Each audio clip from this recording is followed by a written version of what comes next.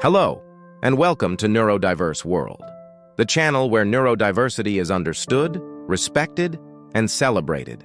In today's video, we're diving into a topic that often confuses people: the levels of support within the autism spectrum. You've probably heard phrases like, "he has mild autism," or "my child is level 2." But what do these terms actually mean? Is there really such a thing as mild, moderate, or severe autism? Stay with me to the end as we unpack all of this with science and empathy. What is autism spectrum disorder? Before we dive into support levels, it's important to understand what autism spectrum disorder, ASD, actually is.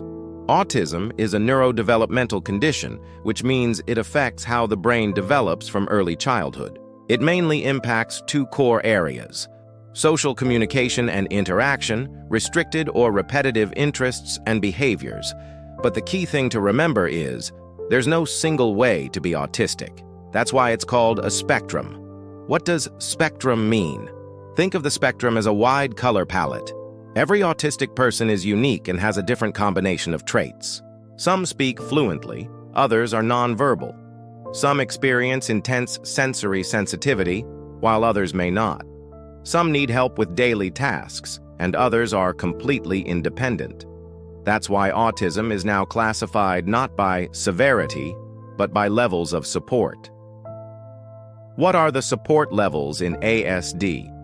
According to the DSM-5, the diagnostic manual used by mental health professionals, autism is categorized into 3 levels, based on how much daily support a person needs. These levels do not define a person, but rather indicate the amount of help they may require in various settings. Let's break them down. Requiring support. People at this level usually have strong verbal skills and high independence, but they may still face challenges such as difficulty starting or maintaining conversations, rigid thinking or resistance to change, sensory sensitivities to sounds, lights, textures, intense or specific interests, sometimes hyper-focused. They might appear to be coping well socially, but often experience mental fatigue from masking or camouflaging their traits. Example: a teen who performs well in school but breaks down emotionally at home. Requiring substantial support. At this level, communication difficulties are more noticeable. Speech may be limited or very literal. Other signs may include greater difficulty managing frustration, struggles, understanding social rules, more frequent repetitive behaviors, strong dependence on rigid routines. Professional intervention can be essential in helping with socialization, emotional regulation, and independence. Example: a child who speaks in short phrases needs help getting dressed or eating and has frequent meltdowns when routines change. Requiring very substantial support. This level may involve being nonverbal or having very limited communication, intense self-stimulatory or self-injurious behaviors, significant difficulty understanding surroundings, needing continuous support for basic activities, but this does not mean a lack of intelligence or an inability to learn. With the right support, individuals at this level can thrive and express themselves meaningfully. Example: an adult who is nonverbal communicates through images or assistive tech and needs 24/7 assistance. What the levels don't show. It's crucial to understand that support levels are not fixed labels. The amount of help someone needs can change over time and in different environments. A person may be level 1 at school, but level 2 in unfamiliar places.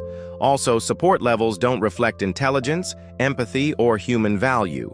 Many level 1 autistic individuals silently suffer from emotional burnout, and many level 3 individuals are deeply sensitive, creative, and aware. Why do people still say mild or severe? The terms mild and severe autism are still widely used, but they can be misleading. They imply a severity scale, as if there's a ranking from less autistic to more autistic. But modern science views autism as multidimensional.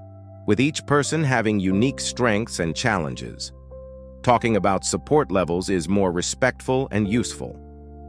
How to support each level. The real key is to adapt the environment, not force someone to change who they are.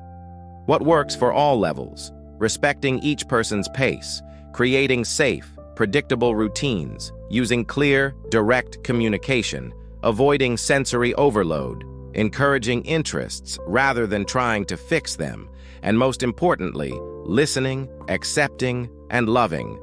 If you live with or support someone on the spectrum, remember, autism is not a limitation. It's a different, valuable way of being. With the right support, empathy, and understanding, we can build a world where all minds have space to shine. If this video helped you, give it a like, subscribe to Neurodiverse World, and share it with someone who might need this information. Because understanding is the first step to inclusion. See you in the next video.